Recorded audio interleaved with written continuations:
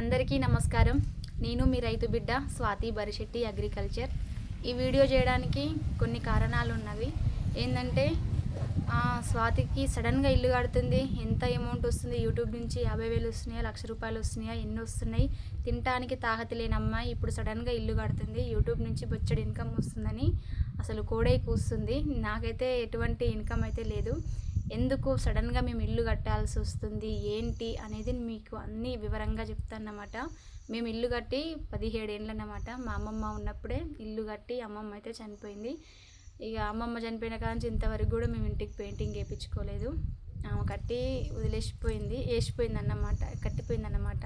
ఎందుకంటే అప్పులు అప్పులు అప్పులు అప్పులు మొత్తం బరువు బాధ్యతలు మొత్తం నా మీద ఉన్నవి. నేను ఒక్కదాన్ని కష్టపడితేనే మాకు తీరుతుంది. ప్రతి ఇంట్లో భర్త భార్య ఇద్దరు కష్టపడతారు, కానీ మా ఇంట్లో మాత్రం కష్టం నాది. మీ ఆయన చేయడాన్ని కామెంట్స్ ఇట్లా కూడా వస్తుంది. మా ఆయనకు పని ఏం రాదు. ఆయనది ఎంతసేపు ఉన్న డ్రైవింగ్ ఫీల్డే.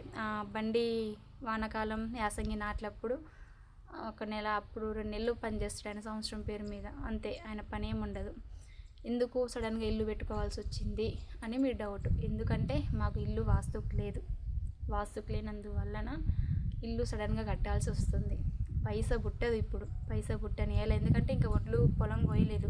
పొలం కోసినా చేతుల పైసలు ఉండి అనడానికి వాస్తయ్య గారిని తీసుకొస్తే ఇల్లు అసలు వాస్తుకు లేదు, ఈ ఇంట్లో ఎట్లా ఉంటారు, వీళ్ళకు మొగుడు పెళ్ళాల మధ్యలో గొడవలు పెట్టాల్సిన అవసరం కూడా లేదు. వాటికల్లా అవే రగులుకొని వాళ్ళకి ఇప్పుడు ఇంట్లో యుద్ధం లెక్క నడుస్తూనే ఉంటుంది.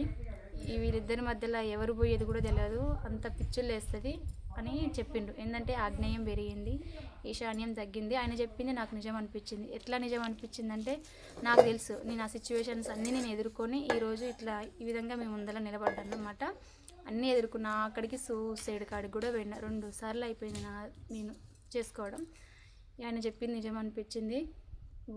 తిరగని దేవుడు లేదు. ఆడ చెప్తురు అంటే ప్రతి ఒక్క దేవుని కాడికి పోయి వచ్చినాం. ఎక్కడ పోయినా కానీ ఏమీ లేదని తెలిసినాక లాస్ట్కు ఇక అమ్మ అయితే మాకు అయ్యగారిని తీసుకొని వచ్చింది, వాస్తయ్య గారిని. ఎందుకు ఈ విధంగా జరుగుతుంది, ఏంది, ఎప్పుడు ఇదే గొడవ, నా బిడ్డకి ఎన్నడూ సుఖం ఉండదా అని మా అమ్మ ఆలోచించి తీసుకొచ్చినాక చెప్పిండు. అందువల్ల మేము సడన్గా ఇల్లు అయితే పెట్టుకున్నాం.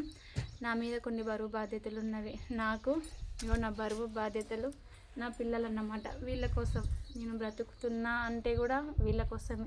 వీళ్ళు లేకపోతే నేను లేను. నా ఫ్యూచర్ ఎట్లాగో అయిపోయింది, వీళ్ళు ఉండరు, వీళ్ళ ఫ్యూచర్ బాగుండాలి. అందుకనే ఇక అప్పు తీసుకొచ్చి మరి మేమైతే ఇల్లు కట్టుకుంటున్నాం. నాకేమి 60,000 70,000 ఏం రావట్లేవు. ఏదో చన్నీళ్ళకు వేణీళ్ళు తోడైనట్టుగా కొన్ని వస్తుంది. ఒక 5,000 6,000 వ్యూస్ ఫాలోవర్స్ ఉంటే మంచిగా పడుతుంది, ఒక 10,000 దాకా.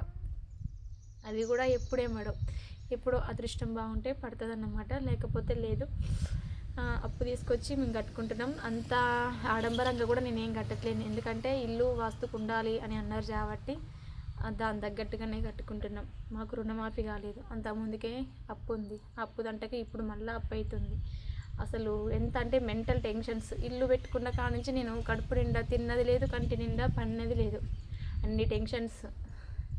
కానీ తప్పదు, భరాయించాలి. ఎందుకమ్మా అంత అప్పు తీసుకొచ్చి నువ్వు ఇల్లు కట్టడం అవసరమా అని కూడా అంటారు. వాస్తుకు లేకపోతే నేను ఎన్ని కష్టాలు ఎదుర్కొన్నాను. నేను అసలు చావడానికి కూడా డిసైడ్ అంటే మీరు నమ్మండి, అంత ఇబ్బందికరంగా ఉండేది నా సిచ్యువేషన్. వద్దు, తొలగిపోవాలి, నాకు ఒక సొల్యూషన్ దొరికిందని మా అమ్మ అయితే ఇక ముందు వచ్చి ఇల్లు అయితే కట్టిస్తుందన్నమాట. నాదేం లేదు, మా అమ్మాయి పైసలు తీసుకురావడం కట్టడం అంతా అదే. నేను ఎంతసేపు ఉన్న పని చేస్తే నేను మాకు పూటకు కూడా వెళ్ళదు. పొలం వేసినాం, పేరుకే ఉంది పొలం, కానీ ఆ పొలం అస్సలు బాగాలేదు. ఏంటంటే సీడ్స్ బాగాలేదని చెప్తారు. ఈ విధంగా ఆ విధంగా అన్ని రకాల అప్పులు. నాకు ఇప్పుడు పెద్ద టెన్షన్ అయిందన్నమాట. పడినా కానీ నిద్ర రావట్లేదు. అందరూ అంటారు, ఏంది ఇట్లా గుంజుకపోతున్నావు, ఇట్లా అవుతున్నావు ఏందని చాలామంది అడుగుతారు. టెన్షన్స్ ఉంటే మనిషి ప్రశాంతంగా ఉండలేడు కదా, అందుకనే ఈ విధంగా ఉన్నమాట. మీరు ఇంకా నాకు సపోర్ట్ చేయాలి. మీ ప్రేమ, మీ అభిమానాలు నాకు చాలా ఉన్నవి. అసలు ఎవరికి రాని కామెంట్స్, ఎవరికి లేని మర్యాద కూడా మీరందరూ నాకు ఇస్తారు.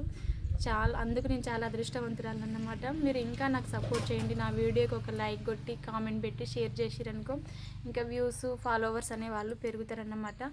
ఇంకా ఈ రైతు బిడ్డని ముందుకు తీసుకెళ్ళాలని మనస్ఫూర్తిగా కోరుకుంటూ, నేను మీ రైతు బిడ్డ స్వాతి బరిశెట్టి అగ్రికల్చర్. అందరూ సపోర్ట్ చేయండి అని తల్లి. అందరూ సపోర్ట్ చేయండి మా మమ్మీకి. బాయ్. బాయ్.